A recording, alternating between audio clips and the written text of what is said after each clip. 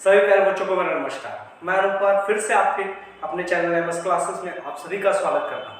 ये इलेक्ट्रिसिटी का second lecture है जिसमें मैं आज डिस्कस करूंगा इलेक्ट्रिक पोटेंशियल, पोटेंशियल डिफरेंस और इलेक्ट्रिक करंट्स के बारे में। ओके, चलो मैं स्टार्ट करते हैं अपना लेक्चर। जैसा कि आप सबने पढ़ चुका होगा करंट इलेक्ट्रिसिटी के बारे में हम कल पढ़ रहे थे। इलेक्ट्रिसिटी के दो टाइप्स के बारे में पढ़े थे, एक स्टैटिक इलेक्ट्रिसिटी और एक करंट इलेक्ट्रिसिटी। थोड़ा मैं उसे हिंदी में बता देता हूँ ताकि हिंदी मीडियम के स्टूडेंट्स को ज्यादा परेशानी ना हो। ठीक है, तो चलते हैं थोड़ा। इलेक्ट्रिसिटी को हिंदी में क्या कहते थे? विद्युत कहते थे, विद्युत। ठीक है, और विद्युत के कितने प्रकार बताया था मैंने? विद्युत के बताया था दो प्रकार। पहला क्या था? स्थिर विद्युत यानी कि स्टैटिक इलेक्ट्रिसिटी, स्थिर विद्युत यानी कि स्टैटिक इलेक्ट्रिसिटी। ठीक है, तो स्टैटिक इलेक्ट्रिसिटी के बारे में मैंने क्या बताया था कि स्टैटिक इलेक्ट्रिसिटी में चार्जेस क्या होते हैं? चार्जेस रेस्ट में होते हैं, और करंट इलेक्ट्रिसिटी में चार्जेस मोशन में। ठीक है, तो हम पढ़ते हैं स्टैटिक इलेक्ट्रिसिटी यानी कि स्थिर विद्युत के बारे में। स्थिर विद्युत में क्या होंगे? विद्युत का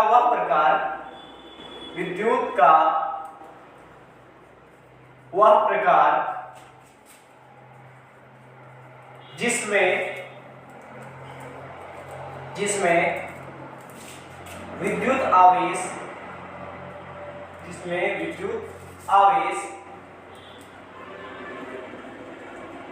स्थिर होते हैं, उन्हें या उसे हम स्थिर विद्युत कहते हैं। स्थिर विद्युत कहते हैं।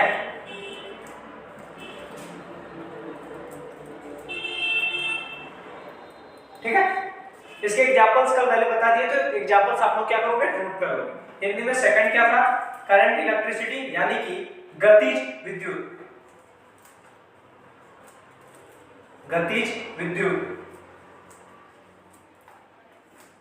ठीक है, इसमें क्या लिख सकते हैं? विद्युत का वह प्रकार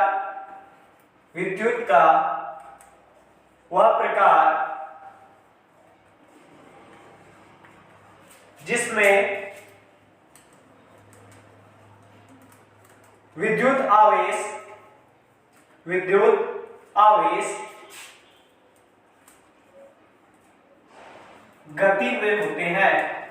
गति में होते हैं। इसका भी एग्जांपल सर मैंने करवा दिया था, तो एग्जांपल्स आप लोग क्या करोगे? नोट कर लोगे कल वाले से। ठीक है, चलो नोट कर लोगे इसे। अब हम चलते हैं इलेक्ट्रिक पोटेंशियल की तरफ। इलेक्ट्रिक पोटेंशियल यानी कि विद्युत विभव। इलेक्ट्रिक पोटेंशियल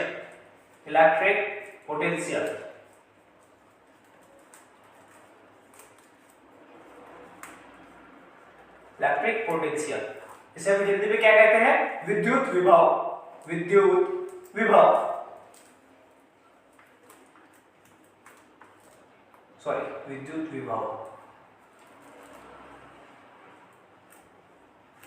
ठीक है, इलेक्ट्रिक पोटेंशियल को हम इस तरह से डिफाइन कर सकते हैं। इलेक्ट्रिक पोटेंशियल को बेसिकली डिफाइन करने का क्या तरीका है कि यदि हम किसी एक यूनिट पॉजिटिव चार्ज को इंफिनिटी से किसी पॉइंट तक लाने में जो वर्क डन करते हैं, क्या करते हैं? यूनिट पॉजिटिव चार्ज को इंफिनिटी से किसी पॉइंट तक लाने में जो वर्क डन किया जाता है उसे हम क्या कहते हैं? इलेक्ट्रिक पोटेंशियल कहते हैं।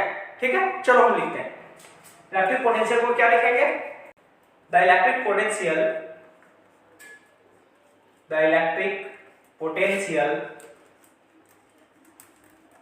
at a point in electric field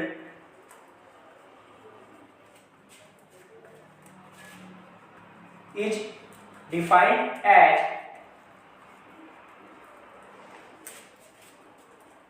the work done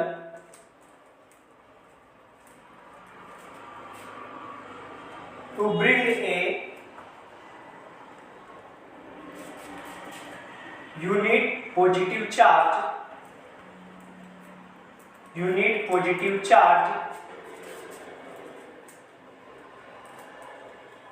from infinity to that point from infinity to that point.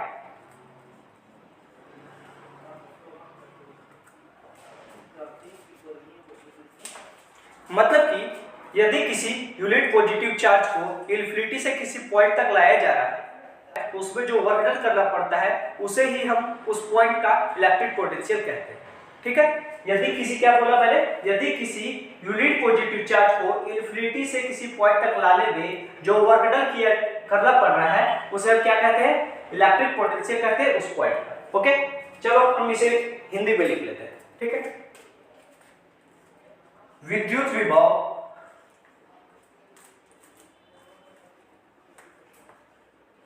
किसी बिंदु पर इस प्रकार परिभाषित किया जा सकता है, इस प्रकार परिभाषित किया जा सकता है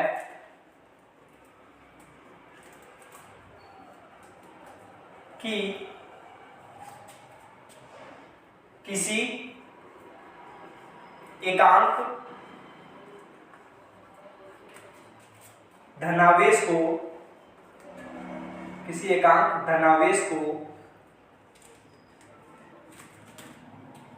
अनंत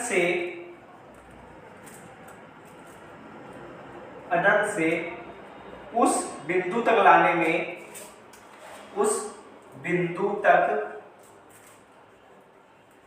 लाने में कितना कार्य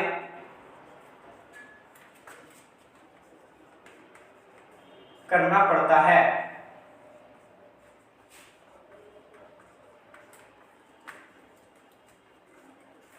ठीक है, इसे नोट कर लो।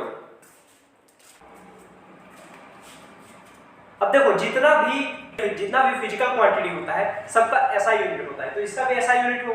ठीक है, हम ऐसा यूनिट लिखने की कोशिश करते हैं। इसका ऐसा यूनिट क्या होगा, देखोगे, the SI unit of electric potential is volt.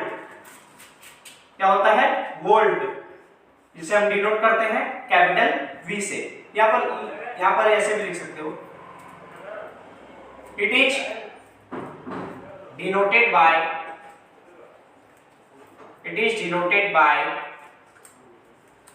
Capital V. ठीक है, इसे नोट कर लो। इसके बाद हम देखेंगे कि 1 वोल्ट को कैसे डिफाइन किया जा सकता है। ठीक है,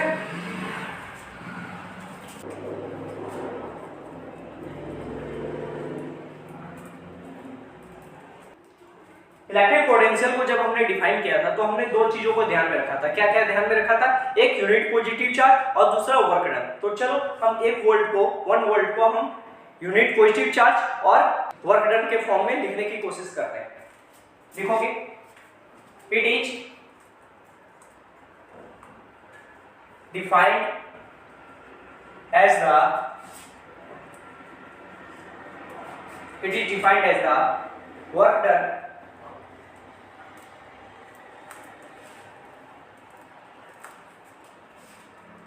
of 1 joule to bring a unit positive charge from infinity to that point, where we have to define, that means a point where we have to define electric potential. Electric potential.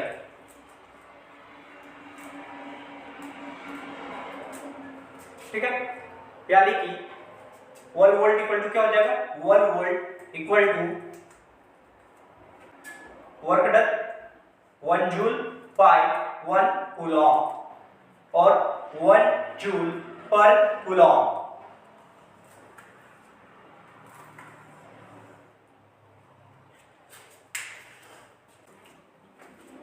Next इसके बाद हम बढ़ते हैं electric potential के बाद अब हम बढ़ेंगे पोटेंशियल डिफरेंस की ओर। ठीक है, चलो इरेज करते हैं। इलेक्ट्रिक पोटेंशियल और पोटेंशियल डिफरेंस में कुछ खास अंतर नहीं है, बस अंतर क्या है, इलेक्ट्रिक पोटेंशियल पे हमें यूनिट पॉजिटिव चार्ज को इन्फिनिटी से किसी पॉइंट तक लाना होता है, बट पोटेंशियल डिफरेंस में यूनिट पॉजिटिव चार्ज को या यूनिट चार्ज को किसी एक पॉइंट से किसी दूसरे पॉइंट तक लाना होता है। ठीक है, लिखते हैं पोटेंशियल डिफरेंस का definition. Potential difference, potential difference इसे शॉर्ट में अब P डॉट डी से भी डिनोट करते हैं। अब पोटेंशियल डिफरेंस को हिंदी में आप कहते हैं विभवांतर, विभवांतर। ठीक है, मतलब कि विभव में अंतर वही हुआ पोटेंशियल डिफरेंस। तो लिखते हैं it is defined as, it is defined as the work done, it is defined as the work done to bring a unit charge, unit positive charge, unit positive charge from one point to another point, another point। अब इसे हम हिंदी में लिख लेते हैं। किसी एकांक धनावेश को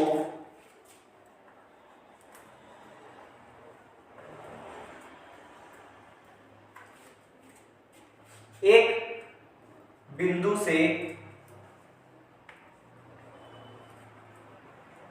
दूसरे बिंदु तक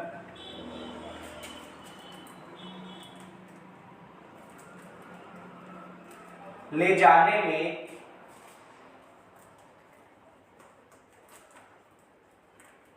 जो कार्य करना पड़ता है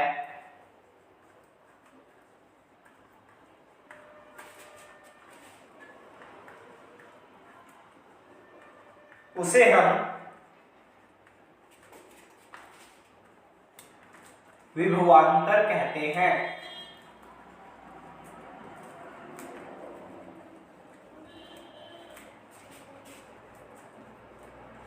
ठीक है, नोट कर लो।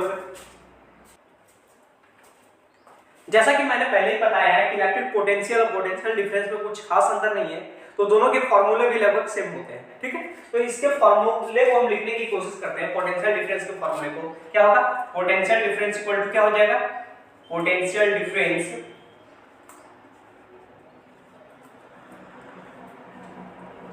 Equal to work done by quantity of charge moved, by quantity of charge moved.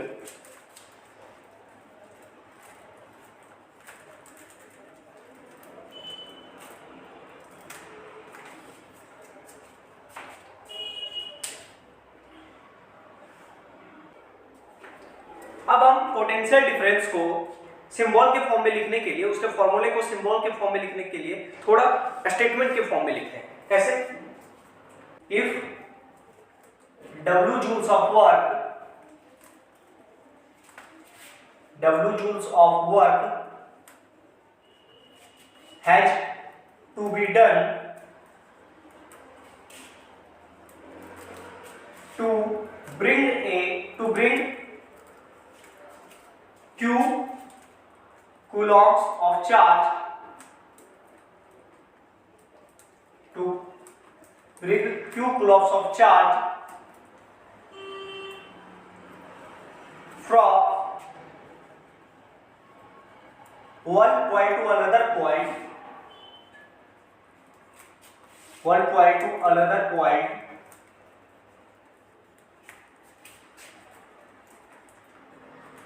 then the potential difference between the 2 points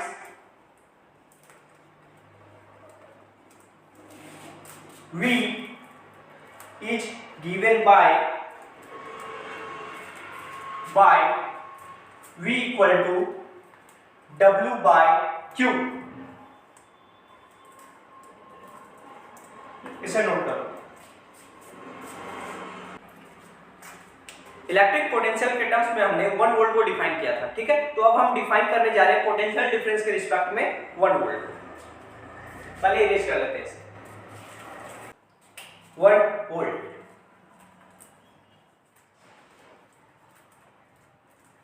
लिखोगे the potential difference between 2 points is said to be 1 volt, is said to be 1 volt if 1 joule of work is done, 1 joule of work is done to bring 1 coulomb of unit charge from one point to another point, from one point to another point।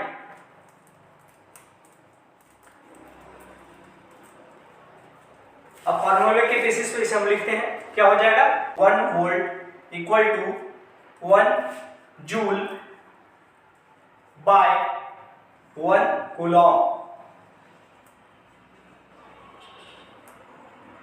या फिर 1 volt equal to 1 joule by 1 coulomb. इसे हम क्या कहते हैं 1 joule पर Coulomb.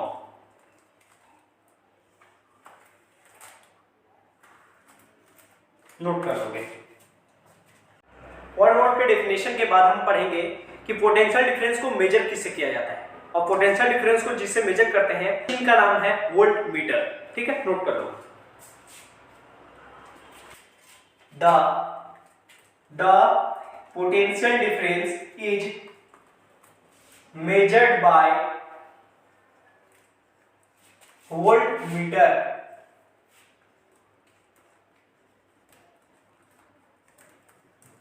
Potential difference को किससे मेजर करते हैं वोल्ट मीटर से। अच्छा, वोल्ट मीटर को हम सीरीज में इलेक्ट्रिक सर्किट में कैसे ऐड करेंगे, सीरीज में ऐड करेंगे या पैरेलल ऐड करेंगे? तो वोल्ट मीटर को हमेशा सीरीज में पैरेलल ऐड किया जाता है, ठीक है। The volt meter is always connected in parallel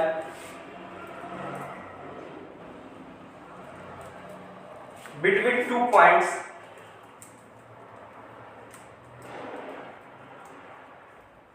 where the potential difference is measured, ठीक है। वोल्ट मीटर को हमेशा क्या करता है पैरेलल में कनेक्ट करते हैं 2 पॉइंट्स के बीच में, जहां पर हमें पोटेंशियल डिफरेंस मापना होता है, मेजर करना होता है। जैसे कि मान लो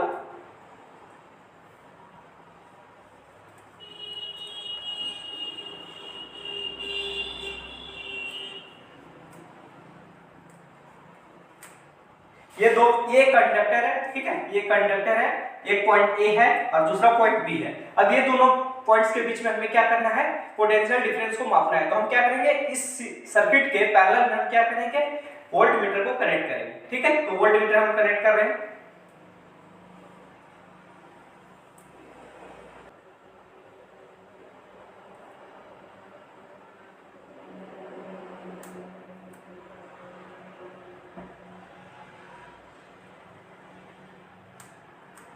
ठीक है।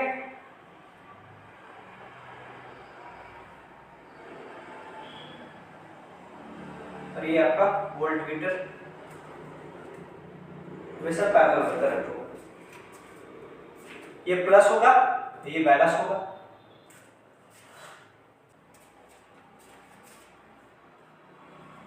Volt meter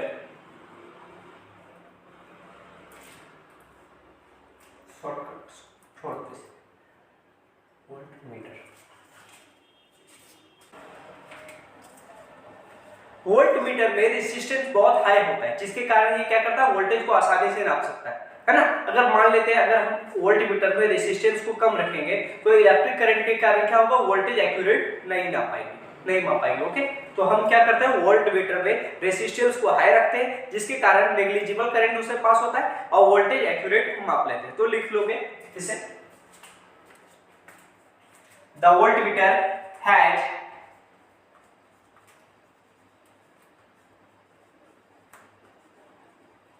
a very high resistance,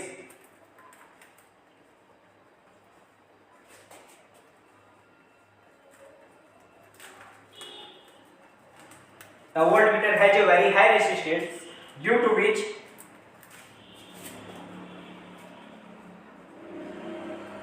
negligible current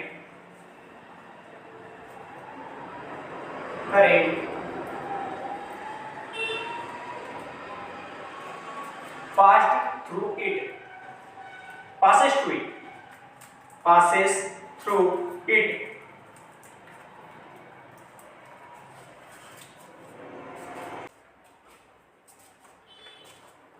एक पॉइंट इसमें और नोट कर लोगे, क्या, other name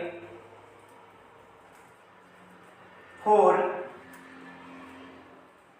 potential difference is voltage. ठीक है, नोट कर लें।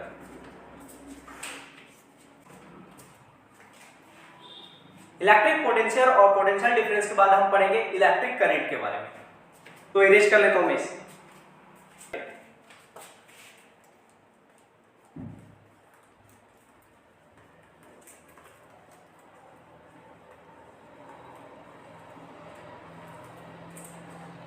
इलेक्ट्रिक करंट किसे कहते हैं? इलेक्ट्रिक करंट को हम डिफाइन कर सकते हैं, इलेक्ट्रिक करंट क्या है, एक तरह का रेट है। रेट किस चीज का, rate of flow of electrons, है ना। तो डिफाइन करते हैं इसे हम इलेक्ट्रिक करंट, यानी कि विद्युत धारा। विद्युत धारा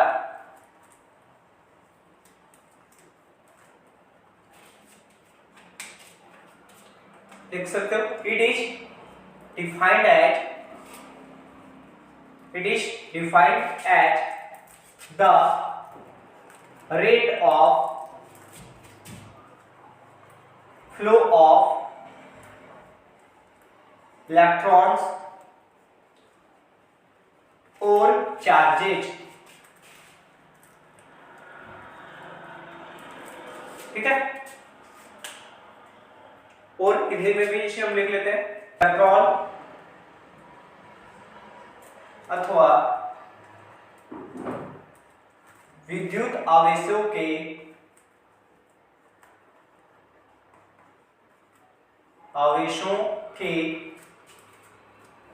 प्रवाह की दर को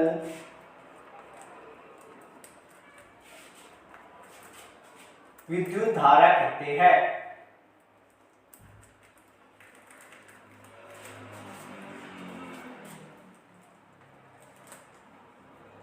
ठीक है, नोट कर लो।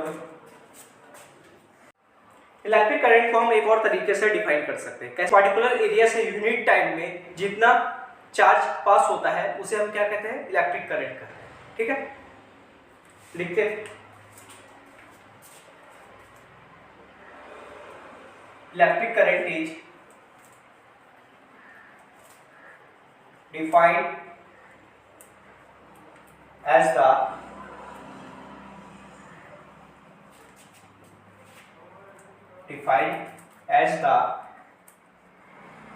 amount of charges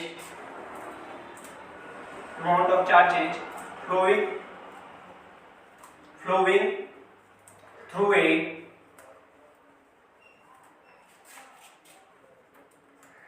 particular area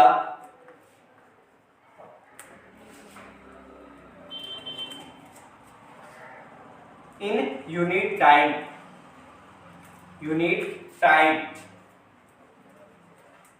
note करोगे इसे। इलेक्ट्रिक करंट के डेफिनेशन के बाद हम इलेक्ट्रिक करंट के फॉर्मूले को देखेंगे, जिसे हम स्टेटमेंट के बेसिस पे डिफाइन करते हैं। ठीक है,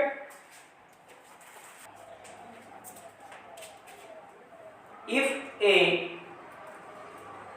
net charge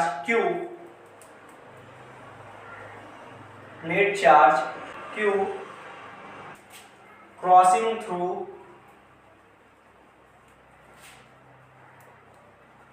any cross section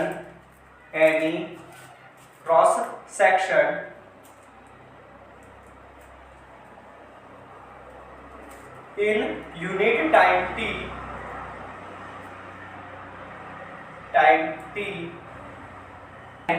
then the current I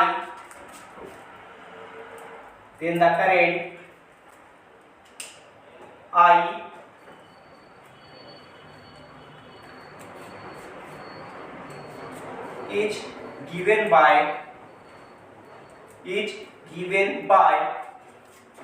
I equal to Q upon T, I equal to Q upon T। Electric current के फॉर्मूले के बाद हम इसके एसआई यूनिट को लिखने की कोशिश करते हैं। ठीक है, एसआई यूनिट क्या होता है इलेक्ट्रिक करंट का? The SI unit of electric current is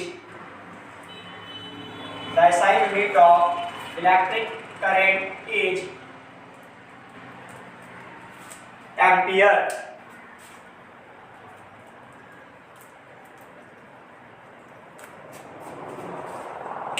ठीक है, इसे हम डिनोट किससे करते हैं? It is denoted by A, capital A.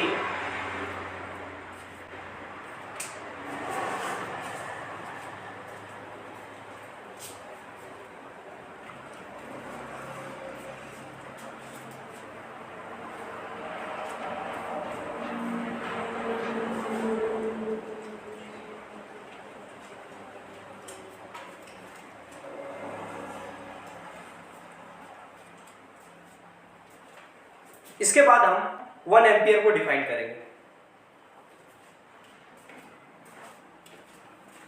1 ampere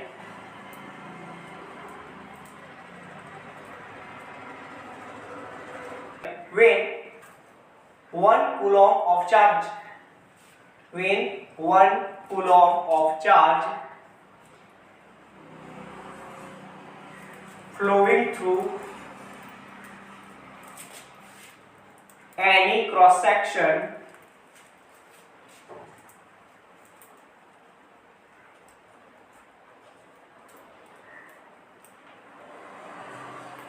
in 1 second of time, then the current is said to be 1 ampere।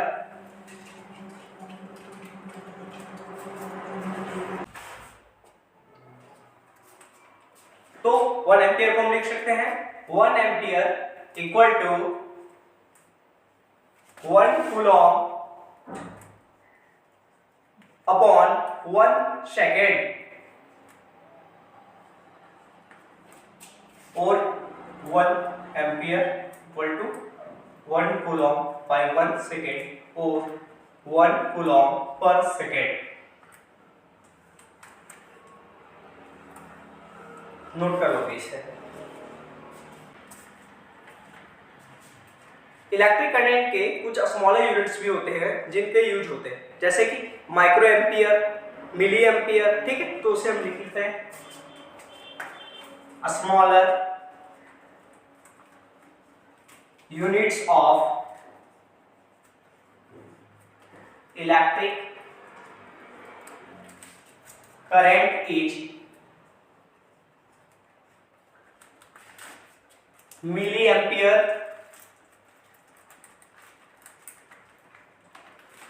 And micro ampere.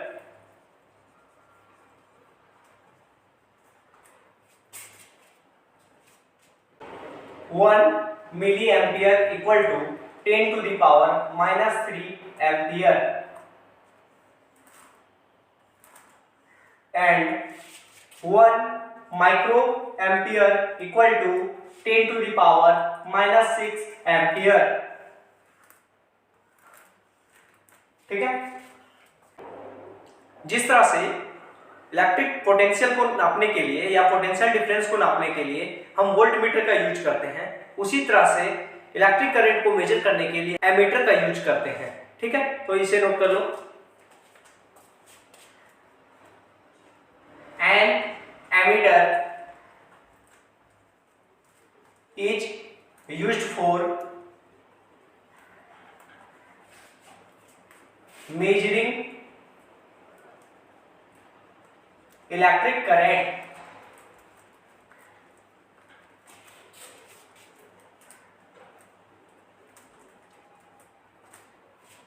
ठीक है। An ammeter is used for measuring electric current, मतलब electric current विद्युत धारा को मापने के लिए हम क्या करते हैं, एमीटर का यूज करते हैं। ठीक है। जिस तरह से वोल्टेज को मापने के लिए वोल्टमीटर को सर्किट के पैरेलल रखा जाता है, उसी तरह से इलेक्ट्रिक करंट को मापने के लिए एमीटर को सर्किट के सीरीज में रखा जाता है। तो हम लिख सकते हैं ammeter is always connected in series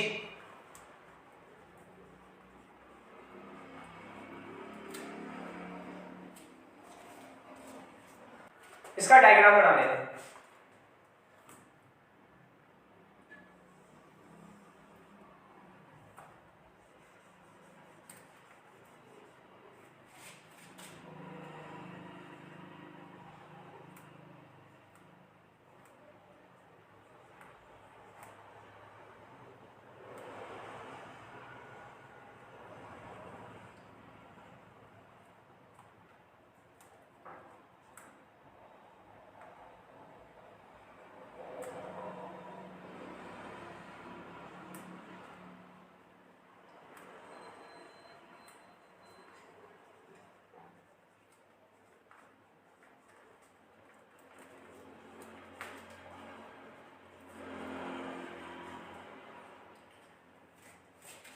यहाँ पर इस कंडक्टर के करंट को मापने के लिए हमने एमीटर का यूज किया है। यहाँ माइनस होगा, यहाँ प्लस होगा, यह एमीटर है।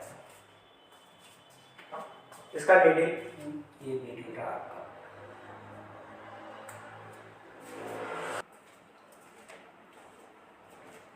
इलेक्ट्रिसिटी में वोल्टेज को मापने के लिए रेजिस्टेंस को हाई रखते हैं, लेकिन जब इलेक्ट्रिक सर्किट में अगर हमें करंट को मापना होगा तो हम रेजिस्टेंस को कम रखेंगे ताकि वो एक्यूरेट करंट का पता चल पाए। ठीक है, तो ये एक पॉइंट नोट कर लोगे आप लोग। An ammeter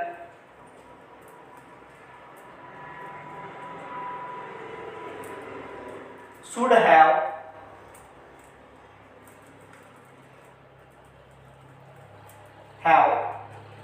very low resistance।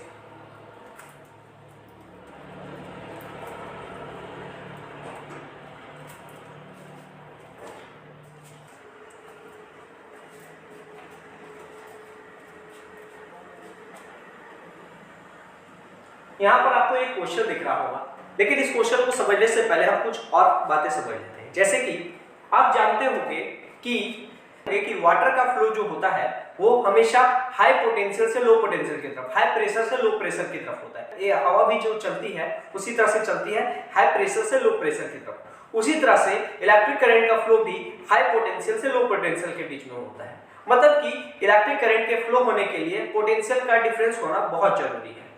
Consider अगर यदि हम करें कि यहाँ पर दो पॉइंट्स है, एक ए है और एक बी है, एक पॉइंट ए है और एक पॉइंट बी है, दोनों में अभी पोटेंशियल डिफरेंस है, लेकिन कुछ टाइम के बाद जब ये दोनों का पोटेंशियल सेम हो जाएगा तो यहाँ पर कोई भी पोटेंशियल डिफरेंस नहीं बचेगा, और जब कोई भी पोटेंशियल डिफरेंस नहीं बचेगा तो इलेक्ट्रिक करंट फ्लो नहीं होगा। तो इसलिए हम क्या करते हैं, तो उसी के लिए एक क्वेश्चन है, क्या क्वेश्चन है, how to get a continuous flow of electric current, मतलब इलेक्ट्रिक करंट का कंटिन्यूअस फ्लो कैसे आ सकता है। तो उसके लिए रीजन क्या दिया गया है, देखो, to get a continuous flow of electric current, continuous flow अगर इलेक्ट्रिक करंट का चाहिए तो क्या इंपॉर्टेंट है, it is important to maintain a potential difference between two ends of a conductor, मतलब कंडक्टर के दोनों एंड्स के बीच में पोटेंशियल डिफरेंस को हमें क्या करना होगा, मेंटेन करना होगा, ठीक है। और मेंटेन करने के लिए हम क्या करेंगे, देखो, and to maintain potential difference we should connect the ends of a conductor between the terminals of a cell or a battery, मतलब कि अगर हमको पोटेंशियल डिफरेंस दो एंड्स के बीच में मेंटेन करना है तो हमें क्या करना पड़ेगा, उसके दोनों एंड्स को बैटरी या सेल से कनेक्ट करना पड़ेगा, तभी हम क्या कर सकते हैं, continuous flow of electric current को पा सकते हैं, ठीक है। समझ में आया, नोट कर लोगे इसे।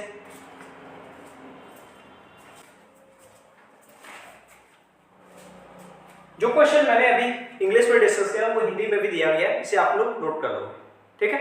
मैं इसे लिस्ट करता हूं। अब अगला टॉपिक जो हम पढ़ने जा रहे हैं वो है डायरेक्शन ऑफ इलेक्ट्रिक करंट, मतलब विद्युत धारा की दिशा, है ना।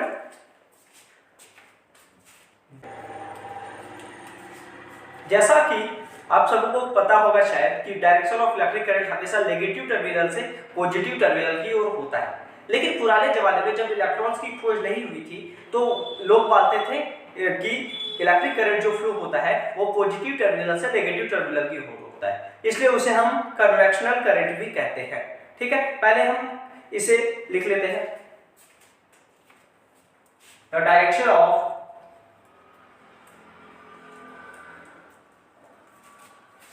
electric current, the direction of electric current is from negative terminal to the positive terminal,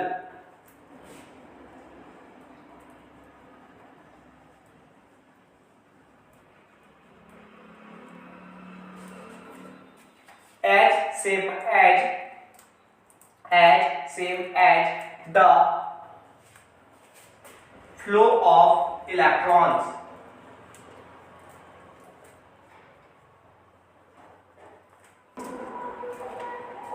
इसके बाद एक और चीज नोट कर लोगे कन्वेक्शनल करंट के बारे में, ठीक है। If the direction of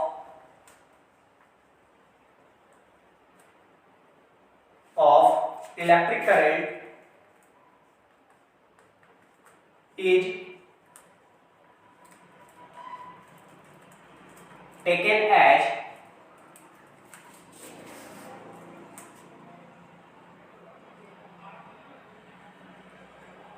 positive terminal to negative terminal,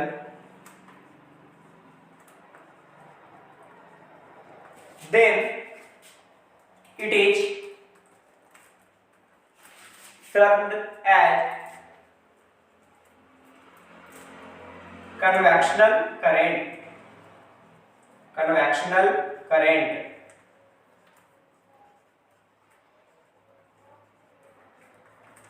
ठीक है, नोट कर लो।